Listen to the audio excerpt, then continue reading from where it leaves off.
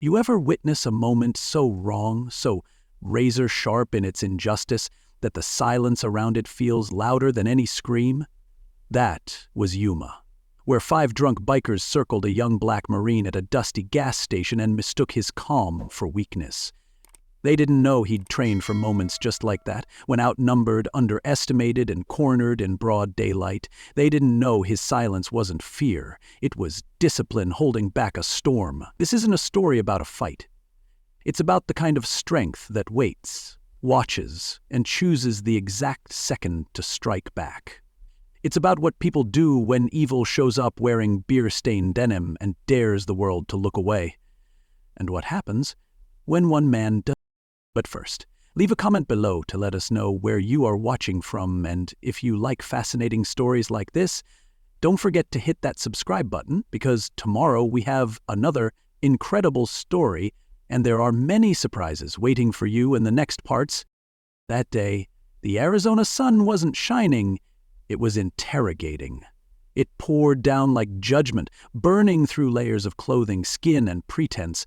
I was halfway home from drill, running on caffeine, half a protein bar, and the last fumes in my tank, when I saw the faded Shell sign leaning sideways like it had given up trying to stand straight. The kind of gas station where the windows were tinted yellow by time and the open sign buzzed like it was doing you a favor. I rolled up to pump number 2 in my beat-up 2010 Accord, cut the engine, and stepped into heat thick enough to taste. Still in my marine training gear, black compression tee, khaki shorts, cap turned backwards, I swiped my card, started filling up, and leaned back against the door. Not much around but desert, truck noise, and that buzzing neon. Nothing to worry about. Yet, inside, the store was exactly what you'd expect. Woman behind the counter in her 50s, scrolling her phone like she was allergic to customers. A kid by the fridge with earbuds in, zoned out, hugging a Gatorade. Nobody looked at me, nobody said hello. I didn't take it personal. I've been in rooms colder than that with people who smiled while handing you the knife. I grabbed my water, trail mix, protein bar, paid in cash, said afternoon, and got a grunt in return. No eye contact, no thanks, just a human vending machine doing time. It didn't bother me. That kind of indifference is quieter than hate, but sometimes it cuts deeper. Still, I stayed calm. Staying calm is a habit when you've spent years being mistaken for trouble just because you walked in. I was halfway through my water when I heard it, that low, guttural rumble of motorcycle engines rolling in like a bad decision, 5 of them. Pipes growling, denim faded, boots hitting pavement like they were pounding a message into the ground. They didn't park. They took over. Diagonal across the pumps, engines still running like they were too proud to cut them. One of them, tall, red beard, mirrored sunglasses, looked at me too long, nudged his buddy. They laughed. The kind of laugh that's sharp around the edges. They headed into the store like they owned it, one of them kicking the door open hard enough to make the clerk flinch. She didn't say a word, didn't even lift her eyes. The kid with the earbuds? Gone. Just gone. I stayed leaning on the car, water bottle in hand, letting the heat do its thing. When they came back out, they were louder. Each had a tall boy in hand, one already cracked open before he cleared the threshold. Redbeard looked at me again, this time with something behind it. "You lost or what?" he called. I didn't answer, just looked out toward the highway like I was calculating distance. I said, "You lost?" he repeated, stepping off the curb now, casual but coiled. I kept my voice even, just filling up. On my way back to school. That made one of the others laugh. Short, stocky guy with teeth like broken piano keys. School, huh? What kind of school lets in people like you? And there it was. Not clever, not even creative, just mean. I took another sip. That silence, it wasn't fear. It was control. Because I've seen Marines ruin careers with one swing. I wasn't about to join them, but the problem with some men is they think a quiet man's empty. They don't realize he's just full of patience. Until he isn't. Redbeard took another step forward, now standing square in front of me, chest puffed like a rooster that didn't know it was standing on railroad tracks. "What kind of school lets in people like you?" he asked again. But the question wasn't a question. It was a dare dressed up like curiosity. A trap disguised as small talk. That kind of line isn't about getting an answer. It's about drawing a boundary you're supposed to apologize for crossing. I didn't bite. I didn't blink, just took another sip of water and kept my eyes calm. That's what bothered him. My stillness, my refusal to play the part he'd already cast me in. Silence, to men like him, doesn't read as discipline, it reads as surrender. And the moment you let them believe that, they think they've won. He looked back at his crew like he was checking to make sure they were watching, like his ego needed an audience to justify the next move. The slap came quick, not hard, not angry, mocking. He reached out, slow and theatrical, and smacked the cap clean off my head. It fluttered down to the pavement like a piece of paper losing an argument with gravity. But to me, it didn't hit like cotton and thread. It landed like history. All quiet until somebody steps on it. I looked down at it, still not moving. I could feel 5 pairs of eyes watching, waiting for my reaction, and from the edge of the lot, the couple in the pickup truck just sat there. Windows up, pretending not to see, but seeing everything. The clerk inside had a phone in her hand now, but she wasn't talking, just holding it, like maybe the weight of it would somehow make her useful. But she didn't press anything, didn't move. Just stared through the glass like she was watching a movie with the volume off. I bent down slowly and picked up my hat, dusted it off with one hand, set the water bottle on the roof of the car, and looked Redbeard in the eye. Calm. Measured. "You get 1, I said. 4 words, but not just 4 words. That's a Marine phrase. It means I'm giving you the grace I was trained for. It means I'm not starting this, but if you want to end it, I will. Redbeard just grinned like he'd been handed an opportunity, not a warning. Behind him, his boys were shifting, circling. Loose half-circle, not quite close enough to act, but close enough to make a statement.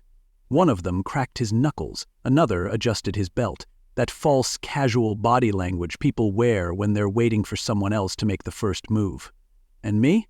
I didn't flinch. I'd been in rooms where tension wasn't just air, it was policy, and I learned long ago that whoever loses their calm first loses the room. The couple in the truck didn't move. The guy's knuckles were wrapped tight around the steering wheel, and the woman just stared through the windshield like, if she didn't blink, she wouldn't have to admit what she saw. Inside, the clerk was still frozen, eyes darting between me and the door, phone halfway to her ear like she was waiting for permission to use it. But courage didn't leave the room. It never entered. And that's the part people don't like admitting. Not that bad things happen, but that they stood nearby and said nothing. The youngest biker, the one with the chain on his jeans and a face too fresh for that crowd, looked nervous. His eyes kept bouncing between me and Redbeard. He could see it, the way I stood, the way my weight shifted slightly forward, hands relaxed, elbows loose, not like someone scared, like someone ready. And yet nobody said a word. Not the bikers, not the clerk, not the couple in the truck, just the buzz of the neon, the cicadas outside, and the dry rasp of wind scraping dust against pavement. That kind of silence? It's not peace. It's pressure waiting to snap. It's a courtroom without a judge. A warning without a siren. Redbeard leaned in close now, breathing beer and ego, and the air around us turned into a held breath with no exhale. That's when you realize silence can be loud. Louder than threats, louder than names, louder than fists about to fly. It was the sound of nobody having your back and everybody waiting to see how bad it had to get before doing anything at all. And somewhere in all that noise, disguised as quiet, I knew the line was about to be crossed, for real this time. Because men like him, they don't stop where you warned them. They stop where they're made to. Redbeard crossed the line with both hands. Not the nudge or mock push he'd been floating before. This time it was a full shove, palms flat against my chest, all the weight he had behind it. The kind of move men throw when they think you won't throw back. The kind of shove that comes from a place where they've never had to answer for their own noise. Some men shove like they've never been shoved back. Until today. I didn't stumble, didn't sway, just absorbed it. And in that half second where his confidence cracked, just a flicker in the corners of his eyes, I made my decision. I didn't hit him. I removed his options, fast and quiet, the way you flip a switch in a burning room. I stepped into the space he'd just opened, hooked his lead arm at the wrist, twisted through his shoulder, and pivoted behind him like I'd rehearsed it 1,000 times. Because I had. In drills, in sand pits, on mats. What came next wasn't a fight. It was physics. His balance broke before his brain caught up, and by the time his weight shifted, my arm was already wrapped around his neck, elbow locking tight, pressure calculated. Not to hurt him, just to shut down movement. I wasn't angry. I was precise. That's the part most people don't understand about combat. It's not about power. It's about permission. I didn't need his combat math, my old instructor used to call it. Balance plus breath equals survival. His feet scrambled like he was trying to remember how standing worked, but I had him. Controlled. Contained. The way you hold a loaded weapon you're not planning to fire, unless you have to. That's when stocky guy moved, angled in from the left, clumsy but fast, thinking surprise was still on their side, but he was too loud. I heard him before he was halfway there. I dropped Rick flat on the pavement, his back hitting concrete with a grunt, then stepped sideways into Stocky's path. Let him come. Used his momentum against him, shoulder turned, pivot, sweep the leg, and down he went. Hard. No flair, just function. His ribs smacked the asphalt with the kind of thud that tells the body to stay down whether the mind agrees or not. The air left him in one ugly cough, and he stayed there, rolled onto his side, moaning. I didn't look at him. I was already tracking the next movement. The third guy, tall and lean with a twitch in his jaw, raised his fists halfway, then froze. His eyes scanned the space between us and saw something that made him rethink everything. Not just me, but the layout, the odds, the tempo. He saw a man not breathing hard, not posturing, just standing there like a locked door. You sure? I asked. Not loud, not mocking, just a question with a lot of history behind it. He hesitated, dropped his hands an inch. That was enough. Back up, I said, voice level. All of you, right now. The youngest one, the one who hadn't moved much since they arrived, was already stepping back. His mouth hung open, but no sound came out. The others looked at Rick, still gasping on the ground, and the second guy curled up on the pavement, and they realized something that hit harder than anything I'd thrown. This wasn't going to go their way. Not now, not ever. There's a kind of silence that follows humiliation. Not shame, not guilt, just the quiet recognition that you brought the wrong kind of fire to the wrong kind of storm. The four who were still standing helped Rick up, but it wasn't with pride. It was with hesitation. Their shoulders hunched now, their swagger hollow. The same men who'd laughed loud and walked heavy were now suddenly careful about where they put their feet. They didn't speak. Didn't argue. Just shuffled toward their bikes like the heat had finally caught up to them. Rick leaned on the shoulder of the youngest guy, the one he'd mocked earlier for being too soft. Funny how hierarchy collapses when your back hits concrete. The couple in the truck was still frozen, eyes wide. The clerk inside finally lowered the phone, like maybe she believed it was safe to pretend she hadn't been watching. And me? I stood still. Calm. Steady. Turns out, control speaks louder than fists. The rumble of engines had barely faded when the sound of sirens crept in from the highway, sharp, distant, and rising. Blue and red lights flashed against the faded gas station windows like someone had finally hit the alarm bell on reality. The bikers froze. Not out of guilt, at least not at first, but because predators don't like being watched. Rick, still red-faced and winded, tried to straighten up as the sheriff's SUV rolled in slow and stopped by the pumps. The dust hadn't even settled before he found his voice again. "He jumped us," Rick said, pointing a shaky finger in my direction. "We were just minding our business, and this guy lost it." His tone was rehearsed, words too quick, like he'd practiced the lie before it ever needed telling. The others nodded along, eager to paint me as the aggressor before the first boot hit the gravel. The deputy stepped out of the vehicle with a posture that didn't need volume. Lean, late 50s, tan uniform faded from more sun than wash cycles, and a walk that said his knees knew every year he'd served.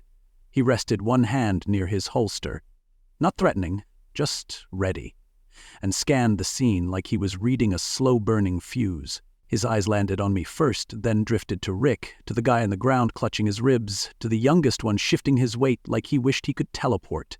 The deputy didn't bark. He didn't demand. He just let the silence sit for a breath too long before saying, "Everybody stay right where you are." The clerk stepped out of the store then, voice small but certain. I called. "I wasn't sure if I should, but—" The deputy raised a hand gently. "Good thing you did. Stay back, ma'am."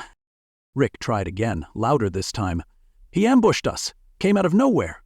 The deputy didn't respond, just looked at me again, longer this time. Then, without raising his voice, he asked, "You injured?" I shook my head. "Defending myself," I said, voice calm, same volume I'd used since the start. The clerk spoke up again. "I've got cameras, outside and inside. They saw everything. He didn't start it. Didn't even raise his voice until they touched him." That was the first crack in the lie. The second came when the man from the pickup finally stepped out, sheepish and pale. "We saw it too," he said, eyes low. He stayed calm. "Those guys were pushing him, calling him things I wouldn't repeat. He warned them, twice." The deputy turned to Rick, jaw tight. "5 of you were minding your business, and 2 of you ended up on the ground." The air shifted, I could feel it, like gravity tilting in the other direction for the first time all afternoon. That's when the deputy looked at me again, more directly. "What's your name?" "Elijah McCall," I answered. He paused, tilted his head just slightly. "You the same McCall who served with Anthony Vasquez out in Okinawa?" I blinked. "Yeah, I was in his unit." For the first time, the deputy smiled, just a twitch in the corner of his mouth. "That's my cousin," he said. "Told me stories about you. Said you made him look lazy." I let a little grin break through. "He exaggerates." The deputy nodded, then turned serious again. "You did good. Stayed in control. That ain't easy." Rick muttered something under his breath, but the deputy cut him a look that froze the words mid-air. "I ought to take all of you in for public intoxication, harassment, maybe even assault," he said, eyes hard. "You got lucky. You picked the wrong one." The silence that followed wasn't the kind you get when people run out of things to say. It was the kind you get when everyone knows exactly what just happened and no one wants to look at it too long. The bikers didn't protest. They helped Rick to his feet like a group of kids getting caught sneaking out. The deputy waved them off. "Get on your bikes and leave. If I see you again today, I won't be this generous." They shuffled away, dragging the weight of their own failure behind them. Engines sputtered back to life, but none of them revved this time. They rode off, slow, quiet. The loudest thing they left behind was the truth, and for once, the truth had backup. I sat back in the driver's seat and shut the door behind me, but the weight didn't lift. The dust might have settled in the lot, the bikers long gone and the flashing lights tucked back into silence, but the air inside my chest was still heavy. I leaned my head against the headrest and let the engine idle. My heart wasn't racing, but it wasn't calm either. Not yet. I wasn't shaken by the fight. I'd trained for worse, seen uglier moments under less forgiving skies. What stuck was the stillness afterward. The kind that doesn't offer peace, only space to feel what you didn't have time to during the chaos. I watched the clerk disappear back into the store, the couple in the truck pulling out of the lot like the road ahead could erase the quiet behind them. I just breathed, slow and deep, trying to fold the adrenaline back into myself. The silence outside was still, but inside me, it hummed. It wasn't the words they threw at me, not the names or the questions dipped in poison. I'd been called worse. It wasn't even the push, the slap, or the heat in Rick's voice when he called me boy like it tasted good. What stayed with me, what pressed deepest, was who didn't speak. The clerk, the couple, the earbuds kid who vanished before it got real. I wasn't expecting a rescue. I didn't need backup, but when the wrong thing is happening 3 feet from decent people and they stay frozen, you start to wonder what they're waiting for. A uniform? A body on the ground? A headline? 1,000 pounds of silence crushed more than any punch could have? You learn to survive people who hate you.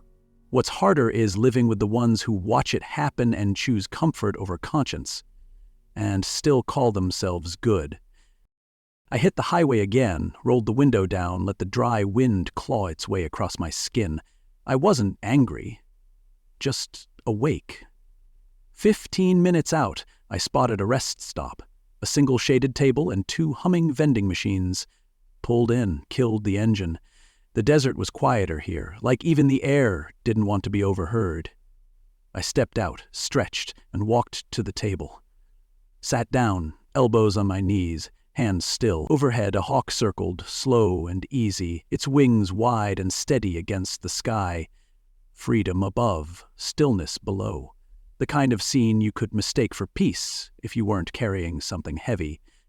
I pulled out my phone, answered a text from my mom asking if I'd be home for Labor Day, sent a dumb emoji back to a group chat from my unit full of means and sarcasm.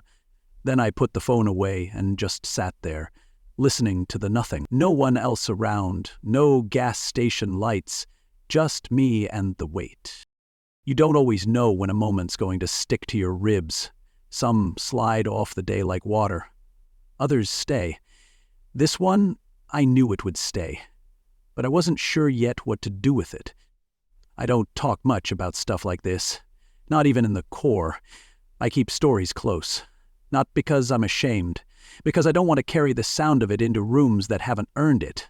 But this one felt different. This wasn't about toughness or technique or proving a point. This was about knowing who you are when the world tries to paint over it, about holding your line when nobody else will. Some stories aren't for noise. They're for memory, for the kid who'll ask one day what strength looks like when nobody's watching, for the person who's tired of choosing silence and finally decides not to. I sat there until the sun dipped behind the mountain, and the shadow across the lot looked like something I could step into instead of carry. Then I stood up, got back in the car, and kept driving. By the time I pulled into the campus lot, the sun had already dipped behind the mountains and the sky had started trading in its fire for deep blue stillness.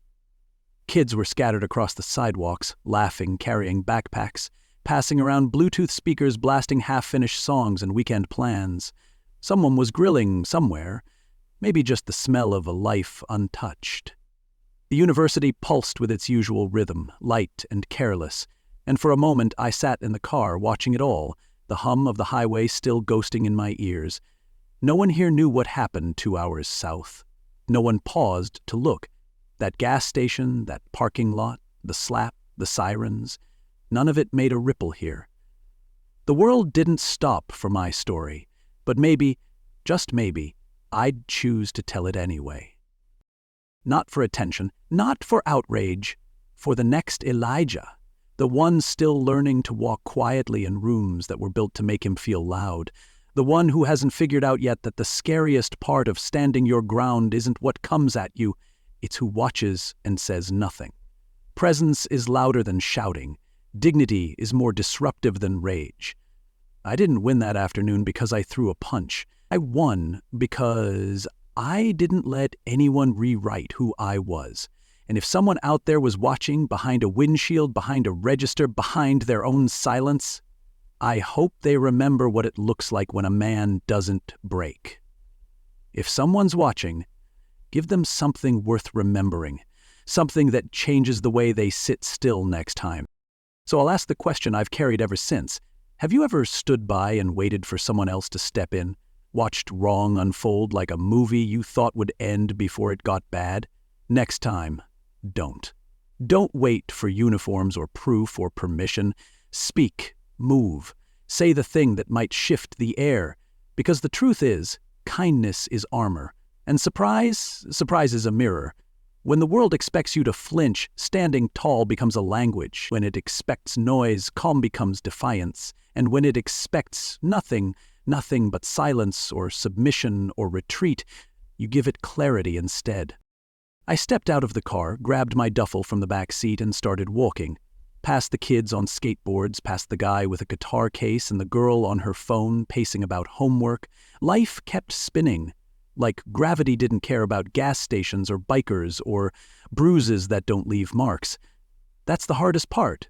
How something heavy can happen to you and the world just keeps laughing. But that doesn't mean you stay quiet. You don't win by yelling. You win by standing up and not backing down. Not to provoke, not to punish, just to show the line still exists, that there are men who hold it. And maybe that's the whole point. Maybe we don't get to choose when we get tested, but we do get to choose what we teach in those moments. And if this story finds the right ears, if it makes someone pause before turning away, if it gives someone else the clarity I carried into that lot, then it mattered. There's strength in silence, but there's power in choosing when to break it. Leave a comment below to let us know where you are watching from, and if you like fascinating stories like this, don't forget to hit that subscribe button because tomorrow we have another incredible story and there are many surprises waiting for you in the next parts.